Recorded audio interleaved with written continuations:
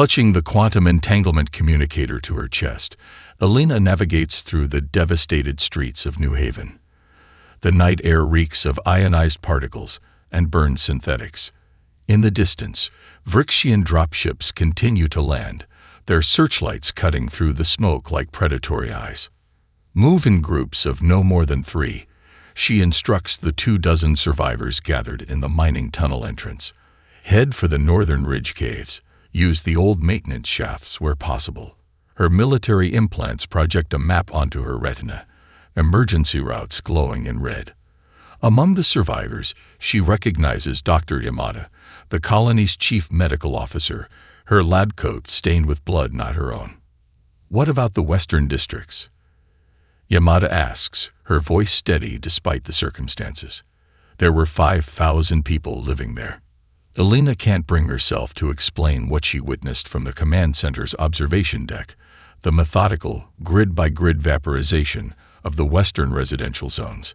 Instead, she divides the survivors into teams, assigning each an evacuation route and rendezvous point. As they disperse, a teenager, maybe 16, with a shock of white hair and haunted eyes, approaches her. "They took my parents," he says, "loaded them onto a ship. They were still alive." "Your name?" Elena asks, making her voice gentle despite the rage building inside her. "Eli. Eli Chen. My father worked in xenobiology." Elena's tactical systems flag the name. Professor Michael Chen, leading expert on non-terrestrial neural systems. The Vrixians hadn't selected their target randomly. "Stay with me, Eli," she decides. "I need someone who knows the research facilities." They wait until the Vrixian patrol passes, its 4-legged soldiers moving with unnatural synchronization, as if controlled by a single mind. When the aliens are gone, Elena leads Eli through the wreckage of the administrative district toward the colony's backup power facility. If she can get it online, they might be able to access the defense grid. Not enough to fight back, but perhaps enough to obscure their movements. The facility is miraculously intact, its underground generators shielded from the initial bombardment. As Elena works to bypass the security locks, Eli stares at a wall of security monitors, their displays flickering with emergency power. "Commander," he whispers. "Look." The monitors show different sections of the colony. In the research labs, Vrixian scientists methodically collect human specimens, some still alive. Their movements are precise, coordinated. They aren't killing indiscriminately. They're harvesting. "They're archiving us," Eli says, his voice breaking. "Like we're specimens." Elena's military training barely contains her horror. Cataloging our responses to extinction, she realizes aloud. Her implants finally breach the security system. Power hums through the facility, and the quantum entanglement communicator activates fully, establishing a direct link to Earth Alliance Command. Admiral Hiroshi's holographic form materializes, his expression grim as he receives the data stream from Elena's implants. Everything she's witnessed since the attack began. "Confirmation of what we feared," he says. "This isn't random aggression. The Vrixians are known to other species, though we've never encountered them. They call themselves researchers. They study extinction events by causing them. Sir, they're targeting specific colonists for live extraction. Scientists, mostly." Hiroshi's hologram flickers as he turns to speak to someone off-screen. When he faces Elena again, his expression has hardened. The First Fleet was already mobilizing. Now they'll be joined by the 3rd and 7th. "Commander Rice, your orders remain. Gather intelligence, preserve civilian lives, and hold until reinforcements arrive." He pauses. What they've done to New Haven isn't just an attack. Under Earth Alliance law, it constitutes xenocide, the attempted extermination of human presence on a colony world. "And the response, sir?" Elena asks, already knowing the answer. "Proportionate," Hiroshi says simply. "May God have mercy on them, because humanity won't." Admiral Chen studies the holographic display of the Proxima Centauri system, mentally cataloging Vrixian ship positions. His revival from cryosleep has left him with a persistent headache and trembling hands, side effects the medics assured him would fade within days. Days they don't have. Their command structure is peculiar, he notes to his XO, Commander Fatima Rayhan. No redundancy. No distributed leadership. Hive mind species, Rayhan explains, manipulating the display to highlight neural signal patterns between friction vessels. They think collectively, decide collectively. Their ships function as network nodes. Chen's lips thin to a tight line. Single points of failure. Then, on the bridge's lower deck, Director Katerina Volkov from Earth Alliance Intelligence briefs specialized strike teams. The Vrixians categorize other species by response patterns, she explains. They expect retreat, capitulation, or disorganized resistance. Their records show no encounters with species capable of coordinated counter-offense across interstellar distances. A lieutenant raises her hand. So they've never encountered a species with our level of military capability. They've never encountered a species with our level of spite, Volkov corrects, drawing grim chuckles. Vrixians process information collectively. Their decision trees prioritize data collection over survival. Our psychological profile suggests they'll risk significant casualties to observe novel response patterns. On the observation deck, Chen finds Fleet Admiral Yamato staring at New Haven's distant sun. The colony ship that brought me here, Chen says quietly. New Horizons. What happened to it? Repurposed, Yamato replies. We've stripped its habitation modules and converted it to a hospital ship. It's with the Third Fleet. My family was on board. My son. Yamato turns, surprise evident in his weathered face. They didn't wake him. Michael insisted on continuing to New Eden. He's a xenobiologist. Was excited about cataloging Proxima's ecosystem. Chen's voice remains steady, but his hands curl into fists. He settled in New Haven with his wife. They had a son. Understanding dawns on Yamamoto's face. Your grandson. Eli. He'd be 16 now. Chen's military facade slips momentarily. I haven't seen him since he was 3. The proximity alert interrupts them. The stealth corvettes have completed their sensor sweep of the Proxima system. Meanwhile, in New Haven's underground network, Alina's raid on the Vrixian landing site has gone catastrophically wrong. Plasma fire tears through the access tunnel as she drags Dr. Costa to safety, the xenobiologist's leg mangled by alien weaponry. Sato, fall back, she shouts into her comm. That's an order. The mining engineer's voice comes back with eerie calm. My family is dead, Commander. My daughter.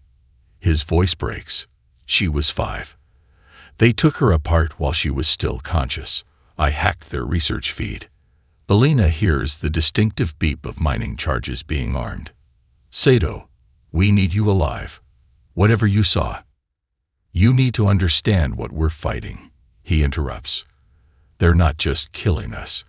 They're studying our extinction down to the cellular level, recording our despair for their archives. A pause. Someone needs to show them human despair up close. Alina tries to reach the tunnel junction, but Costa's weight slows her. Sato.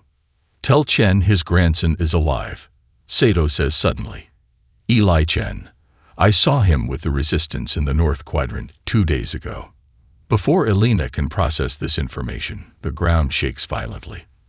The mining charges detonate in sequence, each explosion triggering the next. Through her tactical visor, she watches the Vrixian biological signatures flare and vanish by the dozens as their neural network experiences sudden, catastrophic feedback.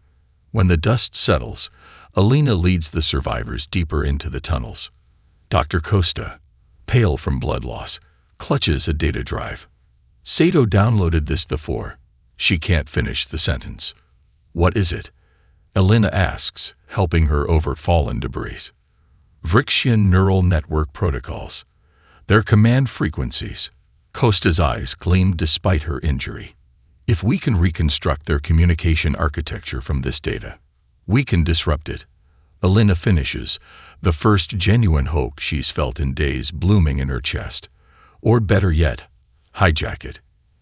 In the darkness ahead, someone waits with a salvaged plasma rifle, a lanky teenager with a shock of white hair. "Commander Reyes," Eli Chen says, "I hear you're building an army." The Vrixian dissection chamber gleams with sterile efficiency. Alina, pressed against the ventilation shaft grating, suppresses her gag reflex as she observes the aliens at work. Their four-armed forms move with uncanny coordination, analyzing human tissue samples with devices that pulse with unfamiliar energy. Recording neural patterns during termination, one announces in its clicking language, which Alina's military implant translates with a half-second delay. Specimen displays unprecedented adrenal response. Beside her, Dr. Costa trembles but continues recording through a micro-drone hovering just beyond the grating. The translator's improving with each conversation, she whispers. Their biotech is remarkable, terrible, but remarkable. The strike team, 6 survivors with skills ranging from colonial security to infrastructure maintenance, waits for Alina's signal. Their objective isn't the chamber itself, but the adjacent communications node that links to the Vrixian orbital network. Timing has to be perfect, Alina reminds them. We'll have exactly 40 seconds between disabling their neural sync and their autonomous security protocols engaging. Eli, who insisted on joining the mission after demonstrating an uncanny ability to navigate Vrixian systems, checks his stolen alien datavat. Their network traffic peaks in 30 seconds. That's when they'll be most vulnerable to the disruption pulse. In orbit, behind the shadow of Proxima Centauri B's smaller moon, Admiral Chen watches the countdown on his tactical display. Earth's stealth corvettes have positioned themselves at precise intervals around the planet, each carrying a newly developed quantum phase disruptor tuned to the frequencies Dr. Costa's team identified. "Remarkable work," comments Science Officer Park, studying Costa's transmissions. Their neural network creates a localized quantum field that essentially fuses their consciousness during combat operations. "Can we disrupt it?" Chen asks, his attention divided between the tactical display and the live feed from Alina's team. "Better," Park replies with uncharacteristic satisfaction. "We can corrupt it. Introduce false sensory data directly into their shared perception." The comms officer interrupts. "Sir, Resistance team is in position." Commander Rice reports they're ready to seize the communication node. Chen nods grimly. "Execute Operation Blindside." In the ventilation shaft, Alina counts down from 5. When she reaches 0, Eli activates the disruption device fashioned from modified mining equipment and Vrixian tech. For a moment, nothing seems to happen. Then every Vrixian in the chamber freezes simultaneously, their bodies rigid as their shared neural network experiences an unprecedented interruption. "Now," Alina orders, and the strike team bursts from concealment. What follows isn't combat in any conventional sense. The Vrixians, temporarily isolated in their individual consciousness, react with confusion that borders on panic. Some collapse entirely, overwhelmed by the sudden solitude of their thoughts.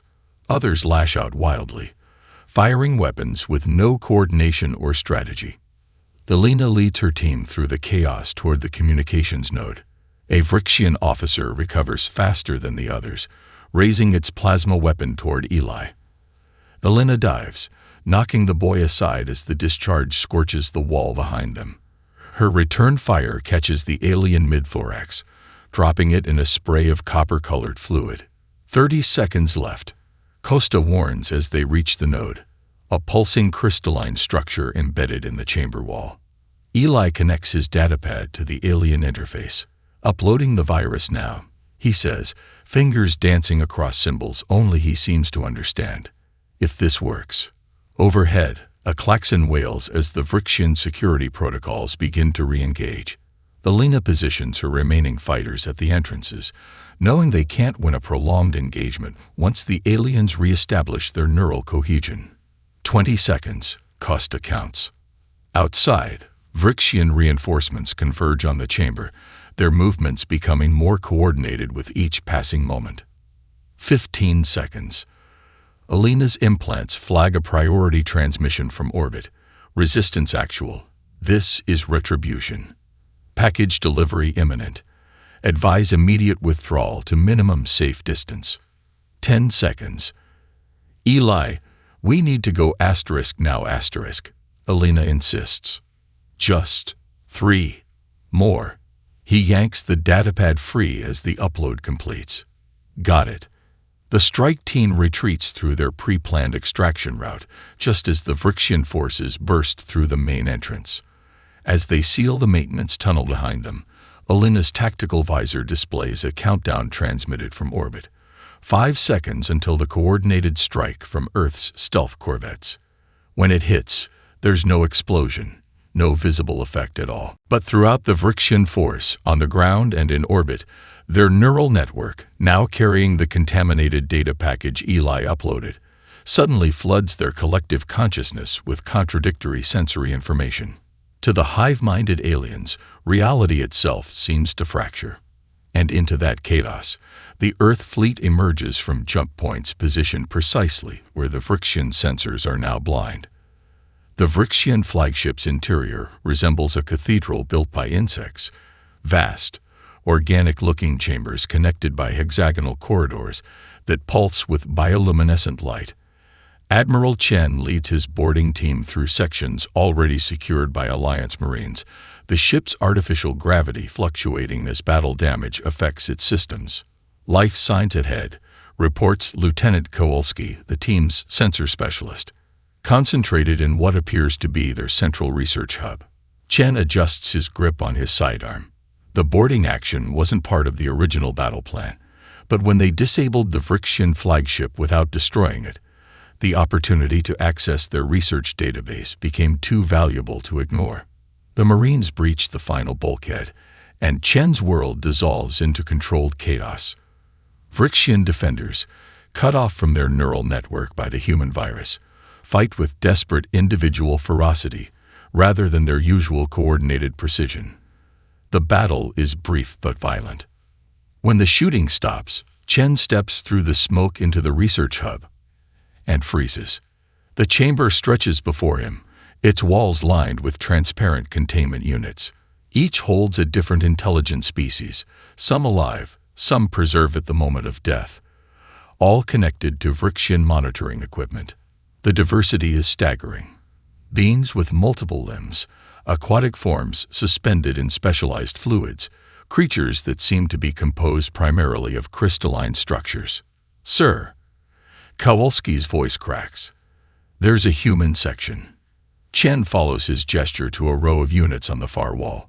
23 containment pods, 16 still occupied by New Haven colonists in various states of vivisection. Medical Officer Torres rushes forward, checking life signs. 7 still alive, she reports, her professional demeanor barely containing her horror. Heavily sedated but salvageable if we move quickly. Get a medical team here immediately, Chen orders, then turns his attention to the central data core, a crystalline structure that throbs with light patterns. Science team, download everything. I want to know exactly what they've been doing and for how long. As his crew works, Chen notices something odd about the chamber's layout. Each species section has a corresponding data station, but one section, near what appears to be the command console, is different.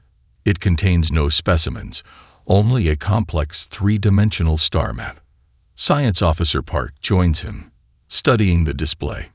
It's a catalog, she says softly. Each marker represents a species they've studied to extinction. The map rotates slowly, revealing hundreds of markers spanning multiple spiral arms of the galaxy. Some of these date back thousands of years. Chen stares at the markers, each representing a civilization ended by Vrixian research. Why? He asks, the question directed at no one in particular. Unexpectedly, an answer comes. A wounded Vrixian scientist, overlooked in the chaos, raises its upper limbs in what might be a gesture of submission. Knowledge. It clicks in its native tongue, the translation coming through Chen's implant. The pattern of extinction reveals evolutionary truth. The final moments of a species contain more data than centuries of observation. On the planet's surface, Alina's team has secured a Vrixian ground-to-orbit shuttle. As they prepare it for launch, Dr. Costa makes a discovery in the ship's database that leaves her trembling. "Commander," she calls Alina over, pointing to a section of alien text. "I've been translating their research protocols. They don't just study extinction. They categorize species by how they respond to it. Some fight individually, some collectively, some attempt to bargain. And humans?" Alina asks. Costa's expression is difficult to read. "We're the first species they've encountered that immediately organized a counteroffensive across interstellar distances. They've created an entirely new classification for us." She highlights a pulsing glyph on the screen. "What does it mean?" The closest translation is "vengeance capable." Costa looks up. They're fascinated by it. They've never seen a species that would expend resources to retaliate for members already lost. Before Alina can respond, a notification flashes on her tactical display. A priority message from Admiral Chen aboard the captured Vrixian flagship. "Commander Reyes." Chen's voice is carefully controlled. "We've recovered 7 colonists alive from their research section, including," he pauses, "including Professor Michael Chen and Dr. Layla Chen." Beside her, Eli stiffens. "My parents?" he whispers. "They're alive." "Yes," Chen continues, unaware of Eli listening. "They're in critical condition but stable. We're transferring them to the New Horizons for specialized care." Another pause. Have you found any trace of their son?" Alina looks at Eli, who stares back with wide eyes. "Sir," she says carefully, "there's someone here who would very much like to speak with you." The Grand Armada of the Vrixian hegemony emerges from FTL at the edge of the Proxima Centauri system. 300 vessels arranged in perfect hexagonal formation. Supreme Director Vexhar stands on the command platform of the dreadnought Eternal Inquiry, his neural interfaces connecting him simultaneously to every ship captain in the fleet. The study subjects have displayed unprecedented behavioral patterns. He broadcasts through the collective. Their response must be catalogued completely before containment. No Vrixian questions this directive. Their species has followed the path of knowledge for millennia, each extinction study adding to their vast database of evolutionary responses. The humans' unexpected retaliation represents a valuable anomaly that must be thoroughly documented. What the Vrixians cannot comprehend, however, is the scene unfolding in Earth Alliance space. "We need every factory from Luna to Titan on military production." Fleet Admiral Yamato addresses the Emergency Council. The holographic chamber displays representatives from 12 human-settled systems. "I've authorized activation of all mothballed vessels from the Unification Wars." Secretary General Dias raises a hand. "The economic impact is irrelevant if we allow the precedent that human settlements can be exterminated without consequence." Yamato interrupts. The Vrixian database recovered by Admiral Chen contains evidence of over 400 species they've driven to extinction. We appear to be the first with both the capability and will to fight back effectively. On a secondary display, Admiral Chen, still aboard the captured Vrixian flagship now being towed to a secure location, joins the conversation. Their reinforcements have arrived at Proxima Centauri. 300 ships, primarily research vessels with military escorts. "Research vessels?" someone asks incredulously. "They're here to study our extinction," Chen explains, his voice cold. Their entire society is built around cataloging how species respond to existential threats. They consider it the highest form of knowledge acquisition. The chamber falls silent as the implications sink in. "Then we show them something worth studying," Yamato says finally.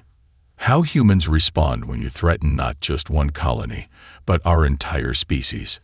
On New Haven, Alina supervises the installation of the modified neural disruptor on the colony's remaining communication tower.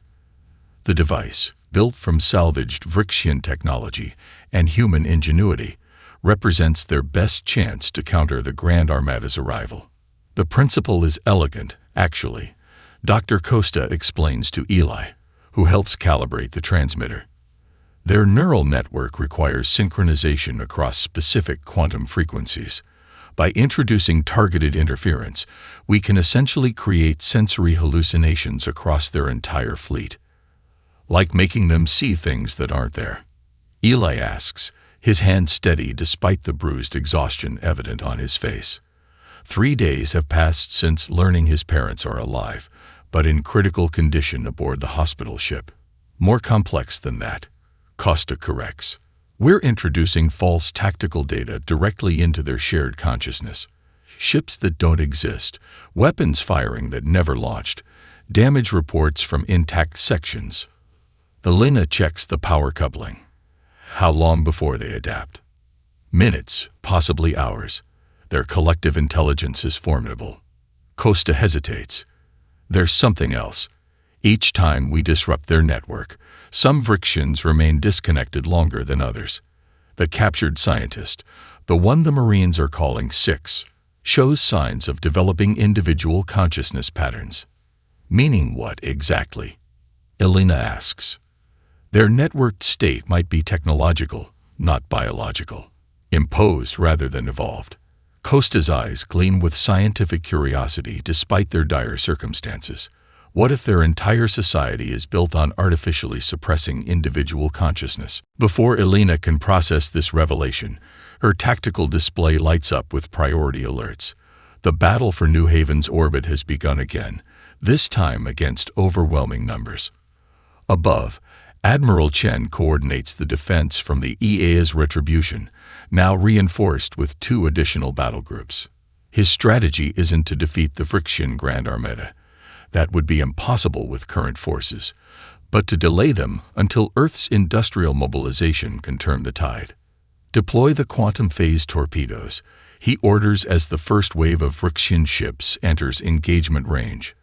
Target their command vessels only.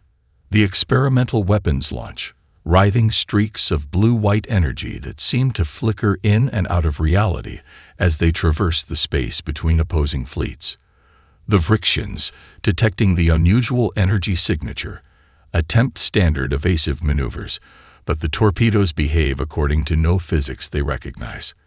When they detonate, the explosions exist simultaneously across multiple probability states, bypassing shields calibrated for conventional spatial dimensions. 3 Vrixian command ships vanish in quantum fire, their neural networks experiencing catastrophic disconnection. Throughout their fleet, a momentary scream of disorientation ripples across the collective consciousness, the sensation of hundreds of minds suddenly severed.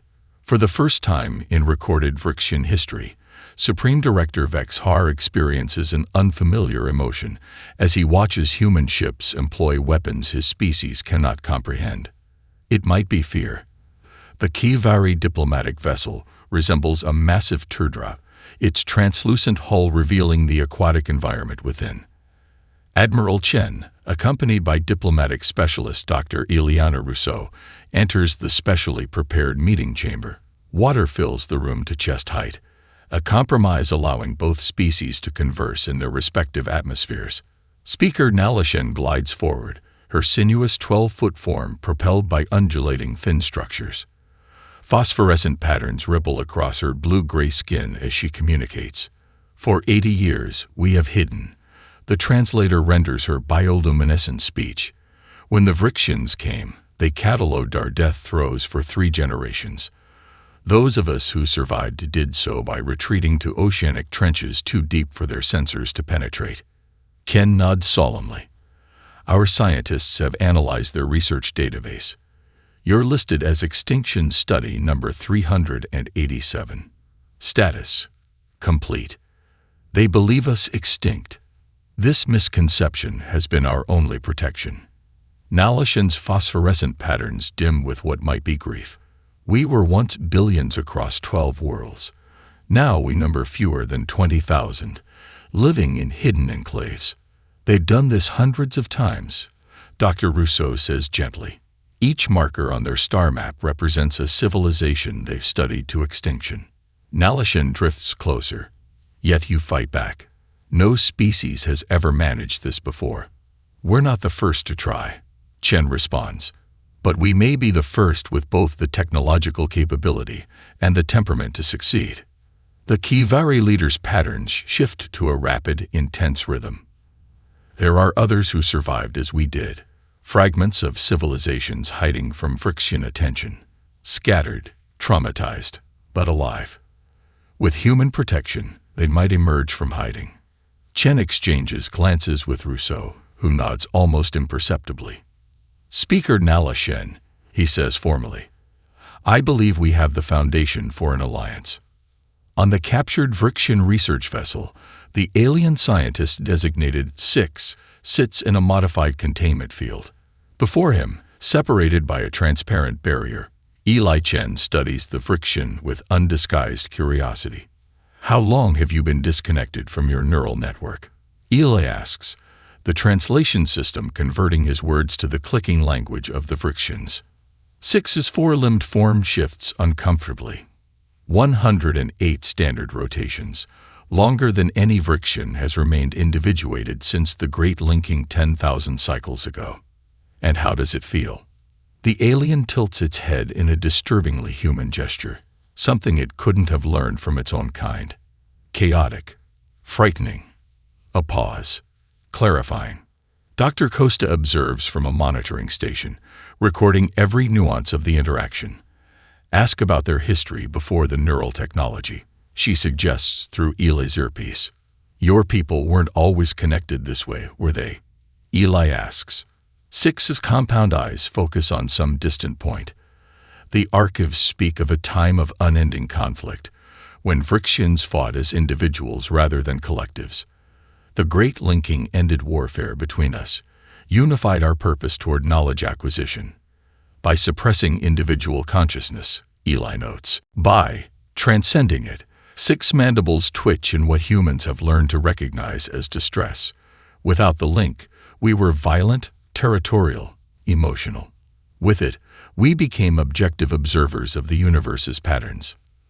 Objective. Eli can't keep the edge from his voice. You've driven hundreds of species to extinction. Knowledge requires observation. The most meaningful data comes from studying complete life cycles, from emergence to termination. 6's response sounds rehearsed, dogmatic, but then the alien adds something unexpected. I no longer find this reasoning sufficient. Eli leans forward. What do you mean? Disconnected from the collective, I experience thoughts that would be filtered in the network. Doubts. Questions. 6 upper limbs perform a complex gesture. Is knowledge itself adequate justification for ending countless sentient lineages? The collective would never permit such a question. Costa's voice comes urgently through Eli's earpiece. He's developing independent moral reasoning. This is unprecedented. You're questioning your species' entire purpose, Eli says softly. Yes. 6 compound eyes fix directly on Eli's face, and I am not alone. Each time your disruptors break our neural synchronization, more Vrixians experience prolonged individuation. Some reconnect fully.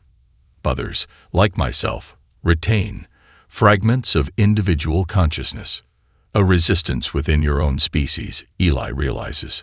Not yet organized. Barely aware of each other, but growing.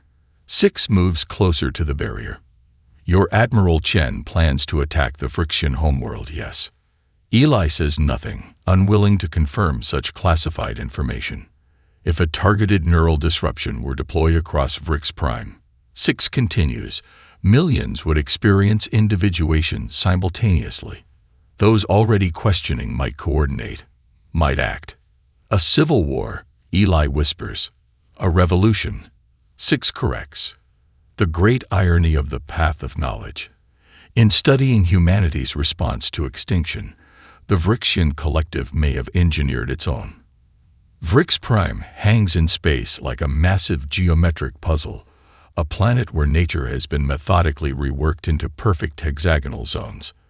From the observation deck of the EA's Retribution, Admiral Chen studies the tactical projection with Underdirector Val-Sir beside him. The central neural transmission complex.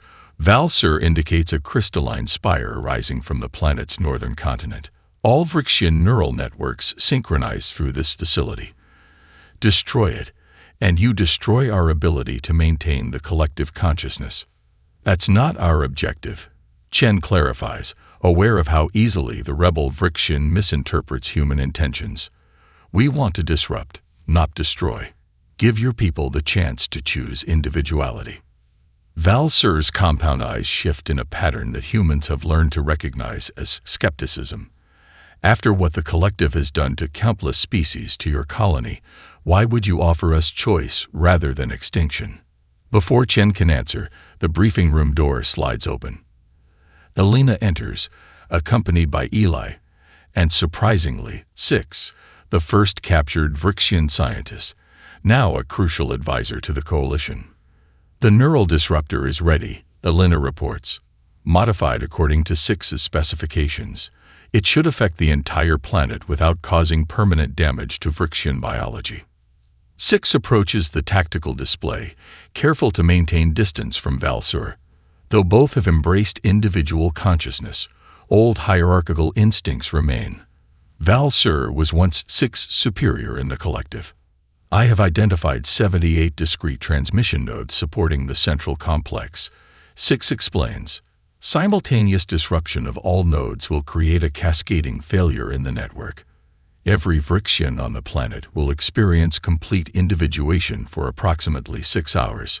6 hours to start a revolution, Eli notes. 6 hours for millions to experience true individual consciousness for the first time. Six corrects. What follows will be their choice. Val-Sir turns to Chen. You still haven't answered my question, Admiral. Why offer choice to those who showed your people none?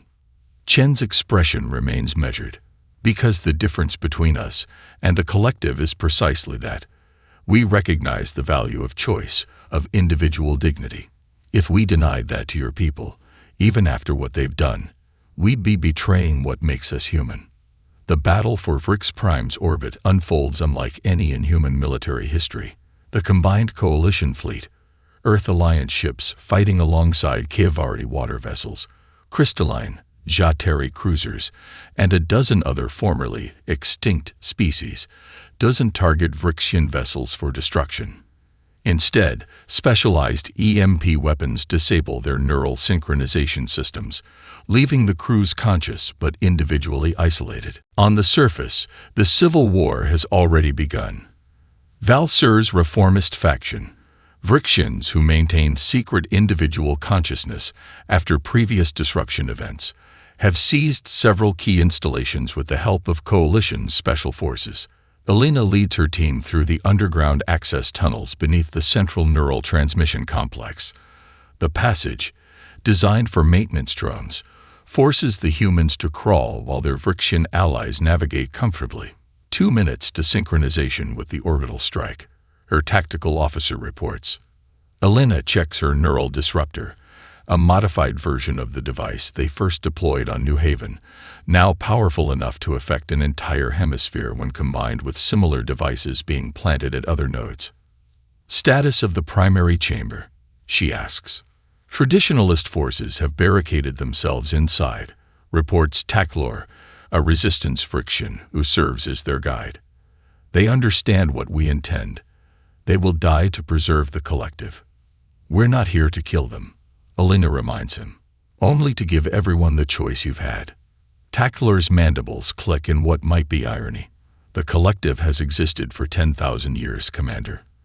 The prospect of its end inspires terror in those who have never known individual existence. They reach the access point to the primary transmission chamber. Beyond the sealed door, Elena can hear the hum of massive machinery, the technology that maintains the neural synchronization of an entire civilization. Coalition Actual, this is Ground Team Alpha, she transmits, in position at the primary node. Admiral Chen's voice responds from orbit. All teams report ready. Synchronizing countdown. Mark. As the timer appears on her tactical display, Alina finds herself reflecting on the journey from the ashes of New Haven to this moment. They came seeking retribution, but found something more complex: the chance to free an entire species from a system that made atrocities possible. 30 seconds. Chen counts down. Beside her, Eli checks the neural disruptor one final time. "For my parents," he whispers, "and for everyone else they studied." 10 seconds. Alina's team braces as the door charges detonate, blasting their way into the transmission chamber. Vrixian defenders turn in synchronized precision, weapons raised. 0. Across Vrix Prime, across its orbital stations, across every Vrixian vessel, the disruption wave hits simultaneously. The defenders freeze, their compound eyes widening as the neural network that has defined their existence for 10,000 years suddenly falls silent. For the first time in millennia, each Vrixian faces the universe alone in their own mind. The revolution has begun. 1 year later, New Haven's Central Plaza bears little resemblance to the ash-covered ruins Alina first navigated after the attack. Gleaming buildings of Earth and Kivari design stand alongside crystalline, Jat-Terry structures, a physical manifestation of the unprecedented cooperation between formerly isolated or extinct species. Alina, now bearing the formal title of governor, adjusts her dress uniform as she prepares to address the assembled dignitaries.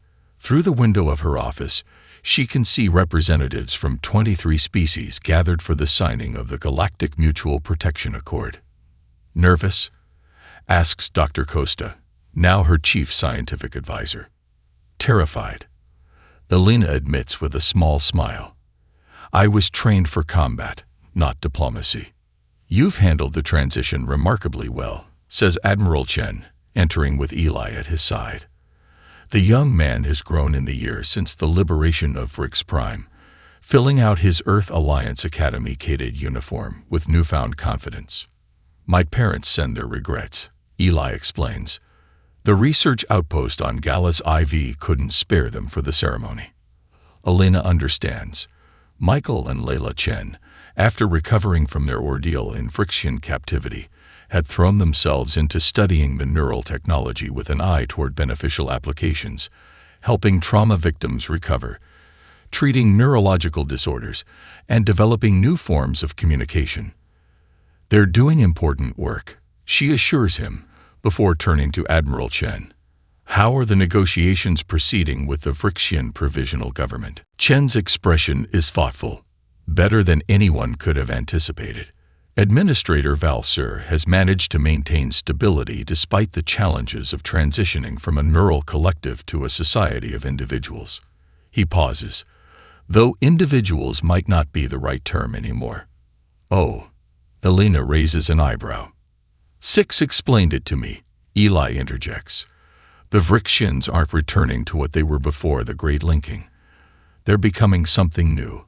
A society where individuals can choose to share consciousness temporarily for specific purposes, then return to independence. Voluntary communion," Chen clarifies. "The technology remains, but now serves the individual rather than suppressing it." A chime sounds, indicating it's time for the ceremony to begin.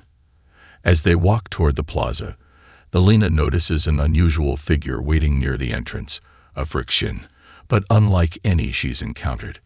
Instead of the utilitarian exoskeleton typical of their kind, this one wears decorated attire reminiscent of both Vrixian geometric patterns and human artistic elements. "Governor Reyes," the Vrixian greets her, mandibles clicking in what Alina has learned to recognize as their version of a formal smile. "I am Coordinator 6, representing the Vrixian Reformation Congress." 6. Alina can't hide her surprise. "You've taken a title." "A name," 6 corrects gently. "The number you assign me in captivity has become my chosen identifier, a reminder of where my individual journey began." Together, they step onto the platform where representatives from across the galaxy wait. The memorial stands at its center, a simple obelisk inscribed with the names of those lost in the New Haven attack, surrounded by symbols representing other species who suffered under Vrixian research. Administrator Valsur steps forward to address the assembly. 1 year ago, our civilization stood at a precipice, though we did not recognize it. For 10,000 years, we pursued knowledge at any cost, never questioning the price paid by others, or by ourselves. His compound eyes sweep across the gathered representatives. The neural suppression that enabled our atrocities also prevented us from recognizing them as such. We cannot undo what was done in the name of the path of knowledge, but we can choose a new path forward. 6 joins him, carrying a crystalline data core. This contains the complete Vrixian research database, everything collected across millennia of extinction studies. We present it to the Accord as both warning and resource. The knowledge it contains belongs rightfully to the descendants of those who unwillingly provided it. Alina watches as Nalashen of the Kavari and other coalition leaders accept the offering with solemn formality. What might have been merely a ceremony of military alliance has become something far more profound. A healing moment for civilizations thought lost forever. Admiral Chen takes his place at the signing table, representing Earth Alliance. Before applying his signature to the Accord, he addresses the assembled guests. When we first responded to the attack on New Haven, we sought retribution. What we found instead was revelation, that even in our darkest hour, humanity's greatest strength isn't our capacity for vengeance, but our ability to recognize ourselves in others. He glances toward Six and Valsur, even in those who began as enemies. As the signatures are applied and the Accord becomes official, Alina finds herself standing beside Eli, watching the sunset over the rebuilt colony. "Do you think it will last?" the young cadet asks. This peace. Alina considers the question carefully. Nothing lasts unchanged. But we've built something unprecedented here, an alliance founded not just on mutual defense, but on the recognition of each species' right to exist, to determine their own destiny. In the fading light, ships from 24 worlds orbit peacefully overhead. Among them are Vrixian vessels, their designs already evolving away from the perfect hexagonal symmetry that once defined them, embracing asymmetry and individual expression. The universe has learned a lesson. Destroying a human settlement was indeed a terrible mistake. But the retribution that arrived wasn't merely destruction returned for destruction. It was liberation, understanding, and the dawn of a new era where extinction would no longer be studied, but prevented.